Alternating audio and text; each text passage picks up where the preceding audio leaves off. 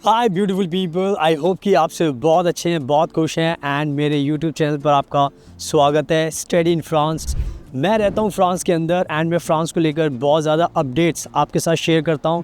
जितने भी हमारे भारत के लोग फ्रांस आना चाहते हैं या दूसरी कंट्री से आप बिलोंग करते हो, पाकिस्तान, बांग्लादेश, नेपाल, भूटान, किसी को भी फ्रांस में आना है तो मेरे यूट्यूब चैनल पर आपको नई अपडेट्स मिलेंगी। चाहे आप स्टूडेंट वीज़ा पर आना चाहते हो, चाहे फैमिली वीज़ा पर, चाहे वर्क वीज़ा पर, चाहे इंटर्नशिप आपको करनी है, जॉब करनी है, कोई भी आपका कंसर्न हो सकता है, टूरिस्ट वीज़ा पर आना चाहते हो तो फ्रांस को लेकर मैं बहुत ज़्यादा अपडेट्स डालता हूँ। एंड ये जितनी भी वीडियोस आप मेरे चैनल पर देखोगे मैं फ्रांस में बाहर ही शूट करता हूँ। ये वीडियो भी मैं बाहर ही शूट कर रहा हूँ।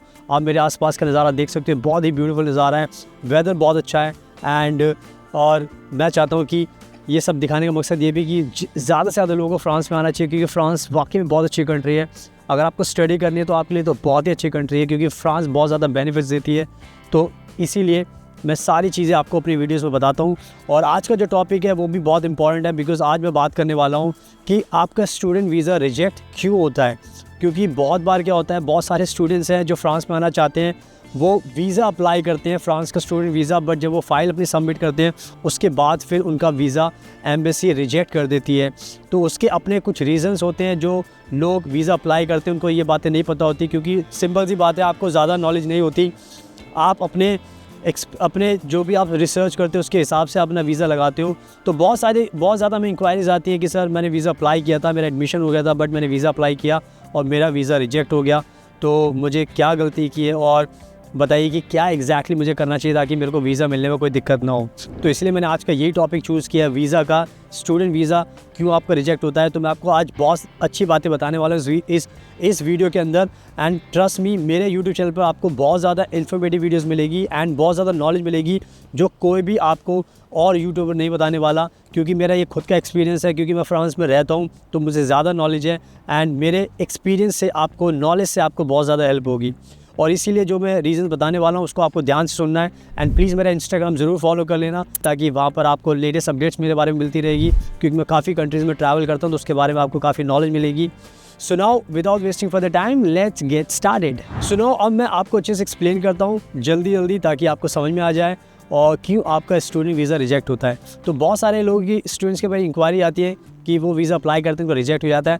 तो उनको मैं 3 रीज़न बताऊंगा बड़े, जिसको आपको ध्यान रखना है और आपको वो गलती नहीं करनी, ताकि आपका वीज़ा कभी भी रिजेक्ट ना हो। जिन स्टूडेंट्स ने अप्लाई किया था उनका वीज़ा रिजेक्ट हो गया, उनके लिए भी ज़रूरी है आगे अप्लाई करने के लिए, रीअप्लाई करने के लिए, और जो नए स्टूडेंट्स अप्लाई कर रहे हैं उनके लिए भी बहुत ज़रूरी है। तो इसमें सबसे पहली चीज़ मैं बोलना चाहूँगा, जो आपका जो फ्रांस का जो स्टूडेंट वीज़ा होता है वो वाकई में आसान नहीं होता, क्योंकि उसके अंदर काफ़ी सारी चीज़ें इन्वॉल्व होती हैं, प्रोसेस होता है, पूरा लंबा अच्छा खासा प्रोसेस होता है। एंड हर एक स्टेप पर आपको सारी चीज़ें बहुत अच्छे तरीके से वीज़ा ऑफिसर को समझानी पड़ती है एंड अपनी फ़ाइल अच्छे से लगानी पड़ती है, तब जाके वीज़ा मिलता है। अगर आपने छोटी गलती की तो उससे भी आपका वीज़ा रिजेक्ट हो जाता है। तो जो वीज़ा रिजेक्ट होता है आपका, उसका जो सबसे बड़ा रीज़न होता है जो मैंने नोटिस किया वो है कि आपके डॉक्यूमेंट्स पूरे नहीं होते।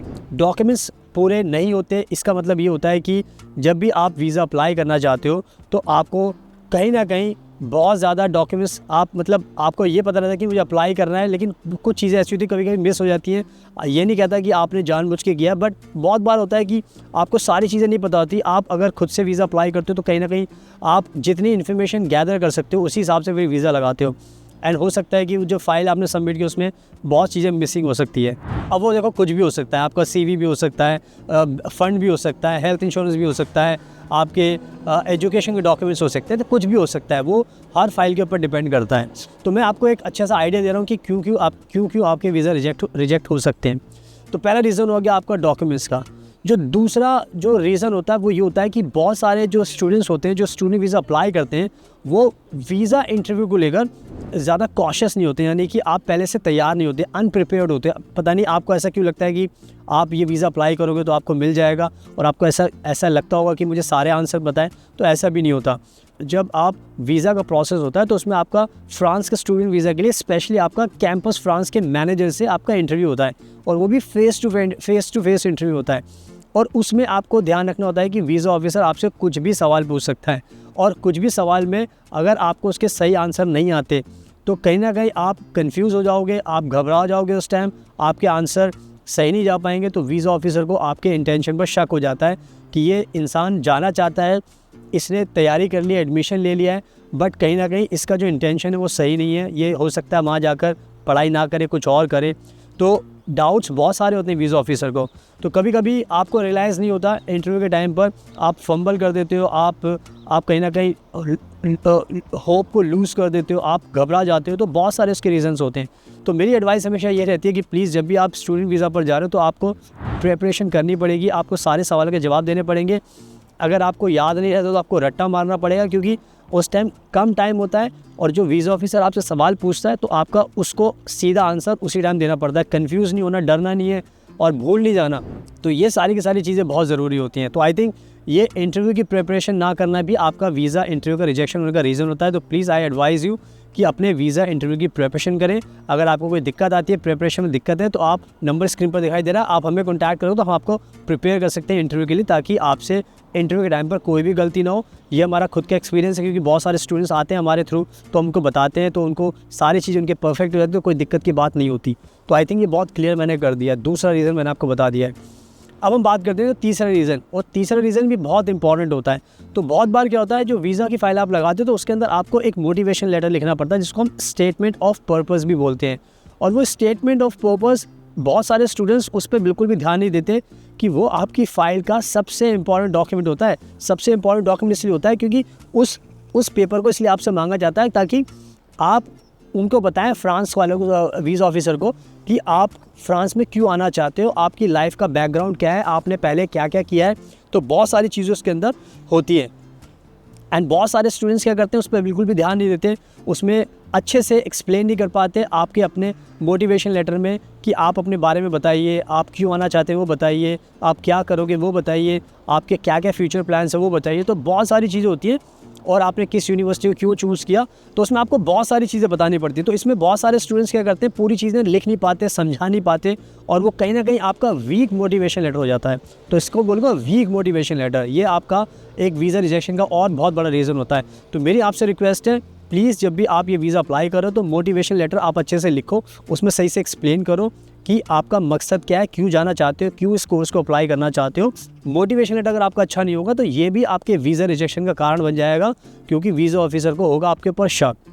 तो ये जो 3 रीज़न मैंने बताए ये बहुत इंपॉर्टेंट है। अगर आप इस पर वर्कआउट कर लोगे, अपनी सारी चीज़ों को अच्छे कर लोगे, तो आपके वीज़ा रिजेक्शन के चांसेस बहुत कम हो जाएंगे। ये मेरा खुद का पर्सनल एक्सपीरियंस मैं आपको बता रहा हूँ, क्योंकि हम स्टूडेंट्स को तैयार करते हैं, हम उनको भेजते हैं, तो हमें पता होता है कि क्या क्या चीज़ें उनके सामने आती है, कैसे पेपर वर्क करना होता है। तो आई थिंक मैंने आपको सारी चीज़ें समझा दी है। अगर इन तीनों रीज़न्स में कोई भी आपको दिक्कत आती है, यानी कि आपको खुद से आप ओवरकम नहीं कर सकते, आप सुधार नहीं सकते, तो आप हमें भी कॉन्टैक्ट कर सकते हो। हम आपके डॉक्यूमेंट्स प्रिपरेशन में आपकी मदद कर सकते हैं, इंटरव्यू के प्रिपरेशन में मदद कर सकते हैं, आपके मोटिवेशन लेटर में मदद कर सकते हैं। तो फ्रांस का जो वीज़ा रिजेक्शन है वो इन 3 रीज़न्स पर ज़्यादा डिपेंड करता है, और अगर आपने तीनों चीज़ अच्छी कर ली तो आपको वीज़ा मिलने में कोई भी दिक्कत नहीं होगी। तो इसीलिए आप जब भी खुद से अप्लाई करते हो तो ध्यान रखिए, अगर आप चाहते हो कि हम आपकी मदद करें तो आप नंबर स्क्रीन पर दिखाई दे रहा है आपको, आप हमें कॉन्टैक्ट करोगे तो हम आपको गाइड करेंगे और आपकी फ़ाइल अच्छे से तैयार करेंगे, ताकि फ्रांस में आने में आपको कोई दिक्कत ना हो। और मैं खुद फ्रांस में रहता हूं, तो आप खुद समझ सकते हो, जब मैं खुद फ्रांस में रहता हूं तो मुझे ज़्यादा प्रोसेस के बारे में अच्छे से पता है, क्योंकि मैं ऑलरेडी इस कंट्री में रहता हूं और आप इस कंट्री में आने का सपना देख रहे हो। तो इससे आप अंदाज़ा लगा सकते हो कि मुझे ज़्यादा नॉलेज है।